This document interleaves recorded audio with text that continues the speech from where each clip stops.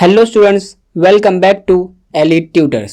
इस वीडियो में हम फिर से देखिए कंटिन्यू करेंगे ऑलिम्पिक वर्तुळांचा गोफ। देखिए क्रीडेच्या क्षेत्रात, लेकिन हाँ इसके पहले क्या हुआ था वो ज़रा रिकॉल कर लीजिए आप पहले। देखिए ये लेखक ने क्या बोला था, लेखक ने ओलंपिक गेम्स के बारे में थोड़ा इन्फॉर्मेशन दिया था कि अलग अलग 21 खेल होते हैं ओलंपिक्स में। यहाँ फीमेल और मेल प्लेयर्स जो रहते हैं वो अलग अलग मैचेस में खेलते हैं। और ये जो ओलंपिक के मैचेस है उनके व्यवस्था के लिए, उनके अरेंजमेंट के लिए और एक ओलंपिक मीटिंग बिठाई जाती है। और इस मीटिंग में जो जो देश पार्टिसिपेट कर रहा है उसके रिप्रेजेंटेटिव्स आते हैं।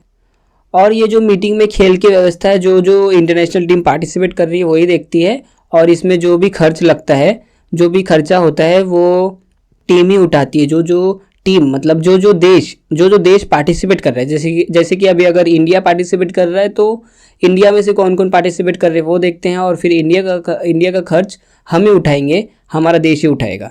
तो ठीक है, आगे देखिए क्या है।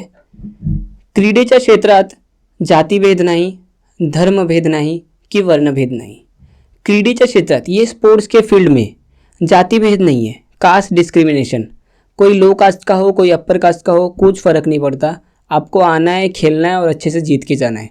धर्मभेद नहीं, रिलीजन डिफरेंस नहीं है, आप हिंदू हो या मुस्लिम हो इससे कुछ फ़र्क नहीं पड़ता। आप कौन से भी गॉड को मानते हो, आपको आना है और अच्छे से खेलना है, ये आपका मोटिव होना चाहिए। धर्मभेद नहीं कि वर्णभेद नहीं। वर्णभेद मतलब क्या, रेशियल डिस्क्रिमिनेशन। अभी वर्णभेद क्या है, देखिए कि आपका ना कलर देखा जाएगा कि आपके कलर क्या है। पहले बहुत ये वर्णभेद होता था, रेशियल डिस्क्रिमिनेशन, अभी भी होता है शायद, लेकिन ये जो रेशियल डिस्क्रिमिनेशन है ये कलर के ऊपर ज़्यादा होता है। और आपके बाल के टाइप्स कैसे हैं, जैसे कि वेस्ट इंडीज़ लोग के जो बाल अलग है, हमारे बाल अलग है। और फिर जो फेस का टाइप होता है कि अलग अलग शेप का अगर किसी का फेस होगा तो भी कोई कोई किसी को अच्छा नहीं लगता था, तो फिर वो एक इंसान है उसको अनलकी मान लिया जाता था। या फिर वो जो काला है तो उसको भी अनलकी मान लिया जाता था। मतलब इतना जो रेशियल डिस्क्रिमिनेशन होता था ये भी नहीं है। मतलब जो काला है वो गोरा हो, उसके कौन से भी हेयर टाइप हो, कौन सा भी रंग का बाल हो, कुछ फ़र्क नहीं पड़ता। आपको अच्छे से सिर्फ आपके खेल पर ध्यान देना है। ये जो मोटिव है ओलंपिक का कि आपको एक साथ आपको फ्रेंडलीनेस जो होती है, मतलब दोस्ती, वो आपको ज़्यादा से ज़्यादा बढ़ानी है। उसकी वजह से आपका जो देश है वो भी आगे बढ़ेगा, सक्सेसफुल होगा। येथे सर्वांना समान संधी मिळते। यहाँ सब जन को, जो भी आता है सबको समान मतलब क्या, एक जैसा संधि मिलता है। संधि क्या, मौका, चांस, एक जैसी चांस मिलता है। आपको कोई भेदभाव नहीं होगा कि तो अमेरिका से आया है तो फिर देखो 2 चांस मिलेंगे, 3 चांस मिलेंगे, ऐसा कुछ नहीं है। जो जो रूल है सबके लिए सेम है। अमेरिकेतील जेसी ओवन्स हा वंशाने आफ्रिकी खेळाडू। अभी देखिए जैसे कि यहाँ लेखक ने बताया कि सबको सेम चांस मिलता है, एक जैसा चांस मिलता है। तो अभी एग्जाम्पल दे रहे हैं लेखक कि देखिए अमेरिकेतील जेसी ओवन्स हा वंशाने आफ्रिकी खेळाडू। अमेरिका का एक जेसी ओवन्स है जो अफ्रीकी खिलाड़ू है, मतलब क्या, अफ्रीकी प्लेयर है। एक्चुअल में वो अफ्रीका का है लेकिन रहता है अमेरिका में, लेकिन वो अमेरिका को ही रिप्रेजेंट कर रहा है ओलंपिक में। देखिए वंशा ने अफ्रीकी खिलाड़ू बोला है, मतलब क्या, अफ्रीका की फैमिली है उसकी। अब आपको फैमिली क्या समझना है, देखिए वंश क्या है, a group of people descended from common ancestors. मतलब आपके जो पूर्वज रहेंगे वो पूर्वज से जो आपकी जो फैमिली बड़ी है, जो फैमिली बड़ी है वो एक आपका वंश अलग, और मेरे जो पूर्वज रहेंगे, फॉर एग्जाम्पल मेरे पूर्वज से जो फैमिली बड़ी है वो फैमिली अलग, वो वंश अलग। तो फिर जेसी ओवन्स की जो फैमिली थी वो अफ्रीका की थी, ऐसा लेखक बोलना चाहते हैं। 1936 मध्ये बर्लिनला झालेल्या ऑलिम्पिक स्पर्धेत त्याने 4 अजिंक्यपदे मिळवली। 1936 में बर्लिन में जो ओलंपिक गेम्स हुआ था, ओलंपिक कंपटीशन हुआ था, उसमें जेसी ओवन्स ने 4 अजिंक्य पदे मिळवली, 4 गोल्ड मेडल जीता था। अभी अजिंक्य पदे वर्ड देखिए अलग है मराठी में, लेकिन आपको समझना क्या, गोल्ड मेडल। अजिंक्य पदे मतलब क्या है, अजिंक्य मतलब क्या है, जो चीज़ आप जीत नहीं सकते। पदे पोजीशन, ऐसा पोजीशन जेसी ओवन्स ने हासिल किया जो जीतना मुश्किल था। आपको नॉर्मली समझना है कि गोल्ड मेडल। तो 4 गोल्ड मेडल जेसी ओवन्स ने 1936 के बर्लिन में जीती। इतकेच नव्हे तर त्या 4ही बाबतीत त्याने नवे उच्चांक प्रस्थापित केले। इतना ही नहीं, उसने वो 4 ही बाबतीत मतलब वो चारों में आप सर्च कर लीजिएगा कि कौन से 4 चीज़ों में जेसी ओवेंस ने 4 गोल्ड मेडल लिए थे, क्योंकि ये अमेरिका के लिए बहुत बड़ी बात थी। त्याने 9 उच्चांक एक हाईएस्ट रिकॉर्ड बोलते हैं ना, एक उच्चतम प्रस्थापित केले, मतलब एक हाईएस्ट रिकॉर्ड प्रस्थापित केले मतलब क्या, सेट किया या इस्टेब्लिश किया। मतलब जेसी ओवेंस ने एक नया रिकॉर्ड बना दिया था ये चारों खेलों में। अमेरिकेच्या यशाचा तो मोठा शिल्पकार ठरला। अमेरिका के सक्सेस में वो एक बड़ा शिल्पकार मतलब क्या होता है, मूर्तिकार, स्कल्प्टर। अब देखिए यहाँ मीनिंग अलग है लेकिन आपको समझना अलग है। सेम एज आपने यहाँ समझा अजिंक्य पदे। शिल्पकार मतलब क्या होता है, जो मूर्ति बनाता है, जो शेप देता है मूर्ति को। तो इसने अमेरिका के सक्सेस को शेप दिया, ऐसा लेखक बोलना चाहते हैं। कैसे, देखिए अभी लेखक ने आपको क्या बोला था कि ये जेसी ओवेंस अफ्रीकी खिलाड़ू है। अफ्रीकी खिलाड़ू कैसे होते हैं, मतलब अफ्रीका के जो लोग होते हैं वो कैसे होते हैं, नो ऑफेंस, काले होते हैं, दिखने में अच्छे नहीं होते हैं और उनके बाल भी बहुत अलग होते हैं।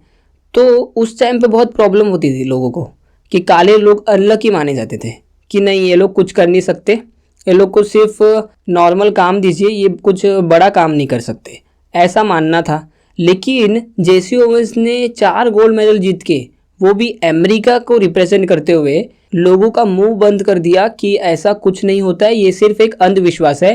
और उस टाइम पर जो एडोल्फ हिटलर था, उन्होंने एक चैलेंज दे दिया था कि ओलंपिक्स में ना कोई भी जो काले रंग का है वो जीत नहीं सकता या फिर वो अनलकी होते हैं। तो ये जो बात थी उसको जेसी ओवेंस ने गलत साबित किया और उसकी वजह से जो अमेरिका का जो सक्सेस था, मतलब अमेरिका में जो और लोग थे ऐसे, उनको ऐसा लगा कि ये सब अंधविश्वास है, हमें भी कुछ करना चाहिए, हमें भी अपने काम में और अच्छा होना है और अच्छे से सक्सेसफुल होना है। तो फिर ये जो थिंकिंग थी, ये थिंकिंग किसने बदली, जेसी ओवेंस ने। अब जेसी ओवेंस के ये थिंकिंग बदलने की वजह से क्या हुआ, लोगों में एक विश्वास आया और उसकी वजह से अमेरिका का जो सक्सेस था वो और बड़ा, मतलब अमेरिका का जो डेवलपमेंट था वो और हुआ। अमेरिकेनेच नव्हे, अमेरिकेने ही नाही तर साऱ्या जगाने या खेळाडूचे त्यावेळी केवढा गौरव केला, केवढे कौतुक केले।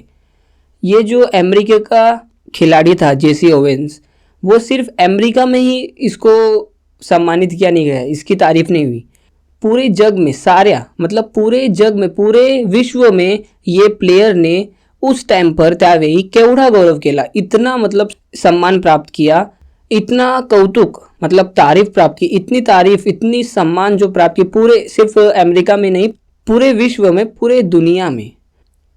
ओवेन्सचा वर्ण, त्याचा देश हे सर्व विसरून साऱ्या जगाने त्याची प्रशंसा केली।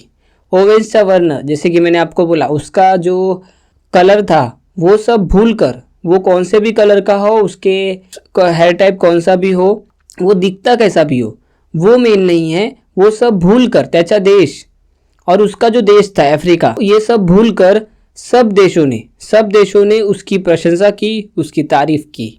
तो ये जो बात थी, इसकी वजह से पूरी दुनिया में सोच बदल गई, सबकी सोच बदल गई कि ऐसा कुछ नहीं होता है, काला गोरा ऐसा कुछ नहीं होता है, सब समान होते हैं। और अभी तो हमें ये बात सुनकर बहुत अलग ही हंसी आती है कि ये क्या है, ये कोई काले गोरे के लिए कौन भेदभाव करता है। तो ये सब जो चीज़ें हैं पहले बहुत होती थी और अभी बहुत कम हो चुकी है। तो यही लेखक बोलना चाहते हैं, जेसी ओवेंस की वजह से ये जो थिंकिंग थी वो सबकी बदल गई। तो इससे साबित होता है कि यहाँ जो लेखक ने बोला था समान संधि, सबको समान संधि मिलती है। ये देखिए, आपको ये बहुत छोटी बात लग रही होगी कि सबको अच्छे से अपॉर्चुनिटी मिल गई, जो अभी नॉर्मल बात है, लेकिन तब ऐसा जो एक खिलाड़ी था जेसी ओवेंस, जो दिखने में बहुत अलग था और उसकी वजह से उसको बहुत हेट मिलता था, लेकिन तभी भी ओलंपिक कंपटीशन ने उसको एक मौका दिया और ये मौके की वजह से क्या हुआ, पूरी दुनिया की सोच बदल गई।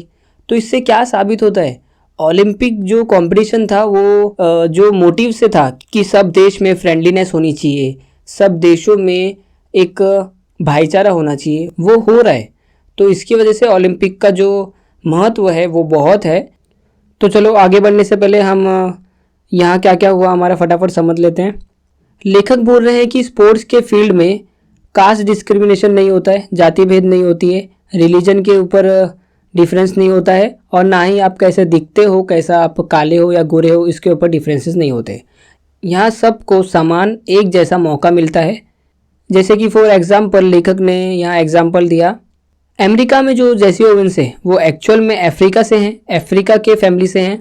उन्होंने 1936 में जो बर्लिन में ओलंपिक हुआ था उसमें 4 गोल्ड मेडल जीते, और इतना ही नहीं, वो चारों खेल में उन्होंने एक हाईएस्ट रिकॉर्ड बनाया, एक हाईएस्ट रिकॉर्ड सेट किया, और इसकी वजह से अमेरिका के सक्सेस में उनका बहुत बड़ा हाथ है, क्योंकि उन्होंने पूरे दुनिया की थिंकिंग बदल डाली। क्योंकि वो उनका जो कलर था वो पूरे दुनिया को खटकता था, लेकिन तभी भी उन्होंने मेहनत की और ओलंपिक में अपना एक नाम बनाया, और उसकी वजह से अमेरिका का भी नाम बन गया।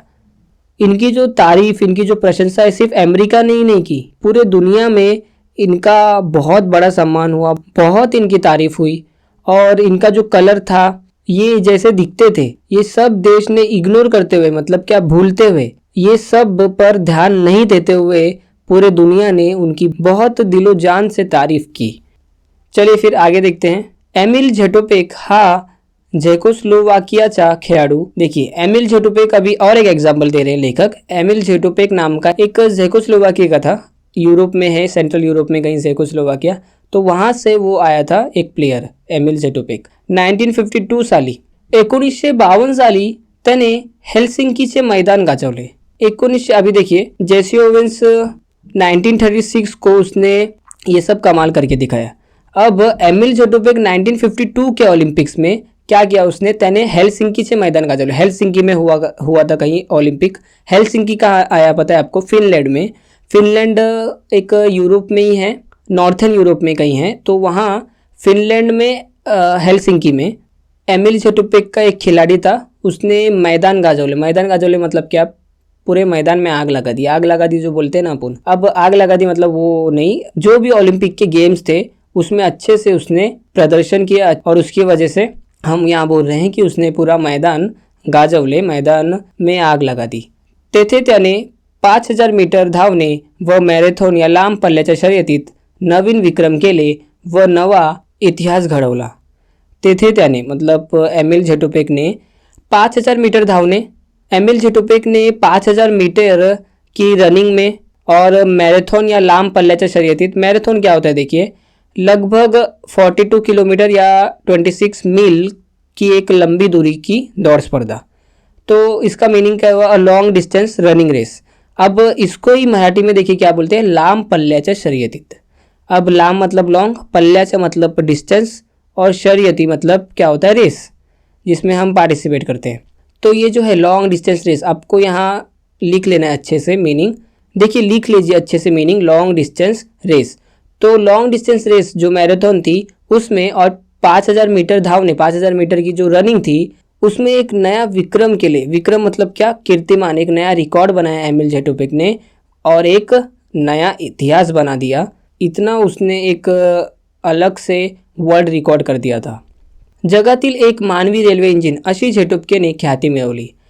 अब देखिए एमिल झेटोपेक ना पूरी दुनिया में मोस्टली इनको क्या कहा जाता था, मानवी रेलवे इंजन, मतलब क्या, ह्यूमन लोकोमोटिव, जो इंग्लिश में हम बोलते हैं ह्यूमन लोकोमोटिव। रेलवे इंजन जो ट्रेन को देखिए, ट्रेन के आगे रहता है, ट्रेन को पूरी तरह से खींचता है, या फिर बोले ट्रेन को चलाता है।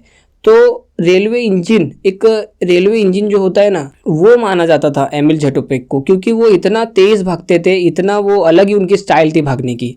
तो इसकी वजह से उनको मानवी रेलवे इंजन, मतलब इंसान के रूप में एक रेलवे इंजन ही है वो, ऐसा माना गया था। अशी झेटोपेकने ख्याति मिळवली। ख्याति मिळवली एक फिर से वाक्य प्रचार है, देखिए ख्याति मिळवणे मतलब क्या होता, प्रसिद्ध बना, ऐसा ये नाम से वो पूरे देश में फेमस हो गए।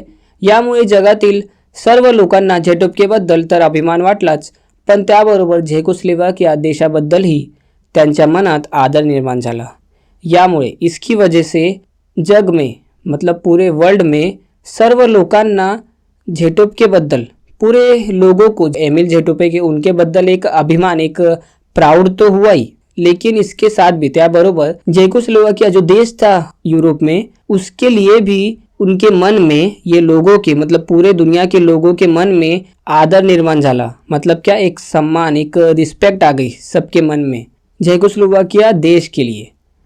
तो फिर देखिए, आपको ये नॉर्मल सी बात लग रही होगी, लेकिन ये होता है। जैसे कि आप फॉर एग्जांपल, हम क्रिकेट को बहुत मानते हैं, तो आपको क्रिकेट का एग्जांपल देता हूँ। अगर क्रिकेट में अगर कोई वर्ल्ड कप जीतता है या कोई एशिया कप जीतता है, तो हम वो देश को एक अलग ही रिस्पेक्ट देते हैं। जैसे कि फॉर एग्जांपल अभी हाल ही में श्रीलंका ने एशिया कप जीता।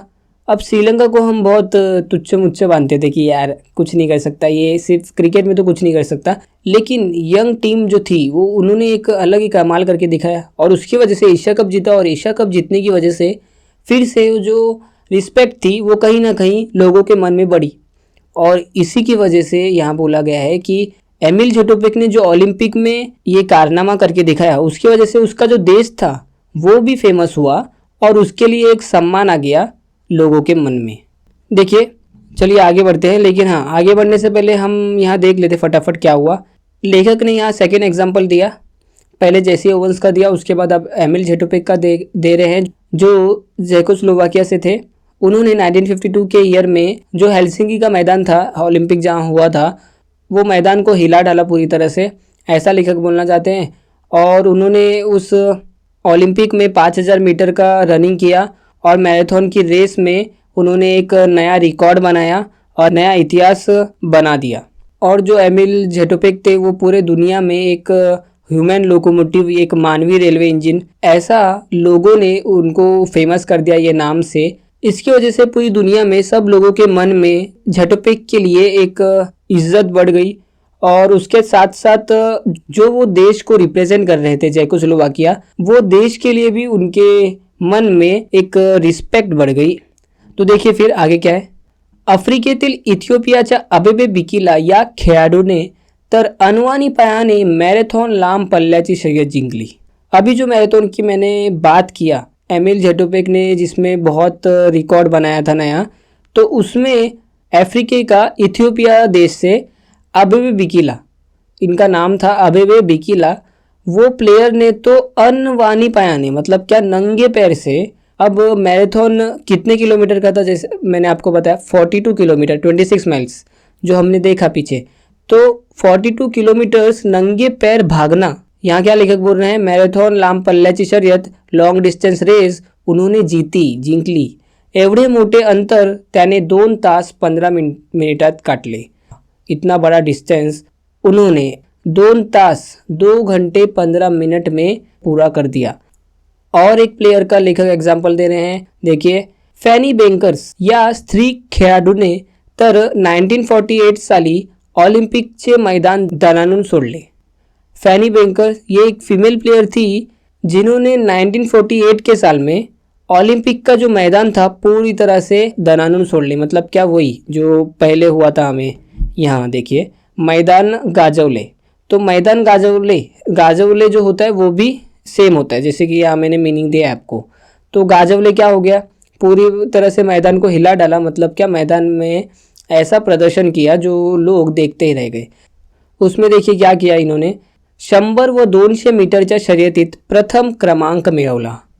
100 और 200 मीटर की जो रेस थी उसमें इन्होंने प्रथम क्रमांक मिळवला। मतलब वो 100 और 200 मीटर की रेस में फर्स्ट पोजीशन पे है, फर्स्ट पोजीशन का जो नंबर था उन्होंने वो मिळवला, मतलब क्या, हासिल किया।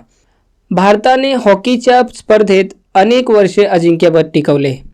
आपको तो पता होगा कि हमारा जो इंडिया है उसने हॉकी का जो कंपटीशन था ना, उसमें बहुत साल गोल्ड मेडल जीता है। जैसे कि 1928 में, 32 में, फिर 36 में, फिर 48 में, ऐसा लगातार बहुत साल इंडिया ने ओलंपिक मैचेस जीते हैं। कौन सी फील्ड में, हॉकी के। तो यही लेखक बोलना चाहते हैं कि हॉकी के कंपटीशन में इंडिया ने बहुत साल गोल्ड मेडल जो था वो अपने पास ही रखा। सुप्रसिद्ध भारतीय हॉकी खेळाडू ध्यानचंद यांचे नाव कित्येक वर्ष जगात सर्वांच्या जिभेवर नाचत होते। देखिए, ध्यानचंद जो थे वो, उनको ना हॉकी का एक मैजिशियन माना जाता था, क्योंकि वो हॉकी का जो बॉल था उसको ऐसा हैंडल करते थे, ऐसा उसको कंट्रोल था उनके पास, तो इसलिए जो ध्यानचंद थे वो बहुत फेमस थे, सिर्फ इंडिया में ही नहीं पूरे वर्ल्ड में, क्योंकि उनका एक अलग ही एबिलिटी था हॉकी को खेलने का। तो फिर पूरे दुनिया में फेमस ये जो ध्यानचंद थे, उनका नाम बहुत से साल लोगों के जीभे पर नाचत होते, मतलब क्या होता है, बहुत बार उनका जो नाम था सबके जीवान पर आते रहता था। ऑलिम्पिकच्या मैदानावर खेळाडू खेळत असतात तेव्हा खेळाडूंना पराक्रमाचा व प्रयत्नवादाचा संदेश देणारा ध्वज डौलाने फडकत असतो। देखिए, लेखक बोल रहे हैं कि जब ओलंपिक के मैदान में सब प्लेयर्स खेलते रहते हैं तेवा उस टाइम पर प्लेयर्स लोग को पराक्रमाचा व प्रयत्नवादाचा जो संदेश देता है फ्लैग। पराक्रमाचा मतलब क्या, शौर्य, ब्रेवरी, कि आपको कुछ ब्रेवरी का काम करना है, शौर्य का काम करना है, आपको कुछ करके दिखाना है ये फील्ड पर, ये मैदान में। प्रयत्नवादाचा, कोशिश करते रहना। आप अगर इस साल नहीं जीते तो आप 4 साल के बाद फिर से आइए और फिर से ट्राई कीजिए और आप प्रयत्न करते रहो, मतलब क्या, कोशिश करते रहो। ये जो मैसेज है, ये जो संदेश देने वाला जो फ्लैग था वो डौलाने फडकत असतो। डौलाने मतलब क्या, अभिमान से, प्राउडली वो लहराता रहता है और उसकी वजह से प्लेयर्स लोग को एक ब्रेवरी का, एक कोशिश करते रहने का ऐसा एक संदेश मिलता है कि आपको शौर्य और कोशिश करते रहना है। त्या ध्वजावरील 5 खंडाची 5 वर्तुळे समतेचा व विश्वबंधुत्वाचा संदेश जगाला देत असतात। जैसे कि लेखक ने हमें स्टार्टिंग में ही बताया कि जो 5 सर्कल्स 5 कॉन्टिनेंट को रिप्रेजेंट करते हैं, तो फिर से लेखक बता रहे हैं कि ये जो फ्लैग पर 5 कॉन्टिनेंट्स के 5 सर्कल्स हैं वो क्या, इक्वलिटी का, समते का और विश्व बंधुत्व का, पूरे जग में भाईचारा हो, ये संदेश, ये मैसेज पूरे दुनिया को देते रहते हैं।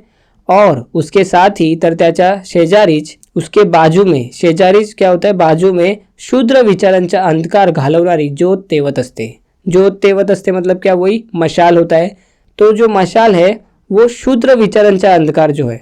अब देखिए, शूद्र मतलब क्या, चीप, जैसे कि जो चीप थिंकिंग है ना, उसको मिटाने के लिए एक मशाल फ्लैग के बाजू में तेवत असते। तो लेखक बोलना चाहते हैं कि ये जो मशाल है उससे भी हमें एक मैसेज मिलता है कि आपकी जो छोटी छोटी जो सोच है उसको आप हटा दो, आपका जो अंधविश्वास है जो भी, वो पूरी तरह से ख़त्म करो। तो चलिए फिर फटाफट अभी हम समराइज कर लेते हैं कि क्या हमने यहाँ देखा। अफ्रीका का जो इथियोपिया का अबेबे बिकेला था, उन्होंने ये ओलंपिक गेम्स में नंगे पैर मैराथन पूरी की थी, नंगे पैर मैराथन जीता था। और इतना जो मैराथन का जो डिस्टेंस था 42 किलोमीटर, ये पूरा जो इतना बड़ा डिस्टेंस 2 घंटा 15 मिनट में उन्होंने पूरा किया। और फिर उसके बाद लेखक एग्जाम्पल दे रहे हैं फैनी बैंकर्स का, जो एक फीमेल प्लेयर थी। इन्होंने 1948 के साल में ओलंपिक के मैदान को पूरी तरह से हिला डाला था, उनके 100 और 200 मीटर के रेस में फर्स्ट पोजीशन की वजह से। और फिर और एक एग्जांपल दे रहे हैं कि जो हॉकी के कंपटीशन में जो इंडिया था वो बहुत साल गोल्ड मेडल अपने पास ही रख रहा था। और ये हॉकी में भारत का इतना अच्छा करना, सबसे जो बड़ा श्रेय जाता है वो ध्यानचंद को जाता है। ये जो फेमस इंडियन हॉकी प्लेयर थे ध्यानचंद, उनका जो नाम था वो कितना तो साल पूरे दुनिया में सबके ज़ुबान पर नाच रहा था, सबके ज़ुबान पर उनका ही नाम था। ओलंपिक का जो मैदान में जब सब प्लेयर्स खेलते रहते हैं, तब जो फ्लैग रहता है, जो फ्लैग रहता है वो प्लेयर्स लोग को पराक्रम का और प्रयत्नवाद का, मतलब कोशिश करते रहने का और ब्रेवरी का, कुछ शौर्य करते रहो, ऐसा एक मैसेज देने वाला जो फ्लैग रहता है वो बहुत अभिमान से, मतलब बहुत प्राउडली लहराता रहता है। और वो जो फ्लैग है उसके ऊपर जो 5 सर्कल्स है, जो 5 कॉन्टिनेंट्स रिप्रेजेंट करते हैं, वो इक्वलिटी और पूरे दुनिया में भाईचारा बढ़े ऐसा मैसेज पूरे दुनिया में देते हैं। और उसके बाजू में जो लोगों की छोटी जो थिंकिंग रहती है, जो चीप थिंकिंग रहती है, उसका पूरी तरह से सफाया करने के लिए एक ज्योत, एक मशाल हमेशा फ्लैग के बाजू में जलती रहती है, ऐसा लेखक बोलना चाहते हैं। और यही लेखक ने इतना बोलकर ये लेसन को समाप्त कर चुके हैं। तो चलिए फिर हमारा भी यहाँ लेसन जो है ओलंपिक वर्तुळांचा गोफ पूरी तरह से कंप्लीट होता है। अभी आपको सिर्फ इतना समझना है ओलंपिक वर्तुळांचा गोफ से कि जो ओलंपिक के जो गेम्स रहते हैं वो बहुत इंपॉर्टेंट है और उसकी वजह से बहुत फ्रेंडलीनेस और अच्छा जो भाव है, अच्छी थिंकिंग बहुत बढ़ती है सब देशों में। तो देखिए अच्छे से समझ लीजिए ओलंपिक का जो जो इन्फॉर्मेशन यहाँ दिया है, अच्छे से उसको गैदर कर लीजिए, आपको बहुत हेल्पफुल होगा। तो चलो फिर इतना बोल के मैं अपने वीडियो को एंड करता हूँ।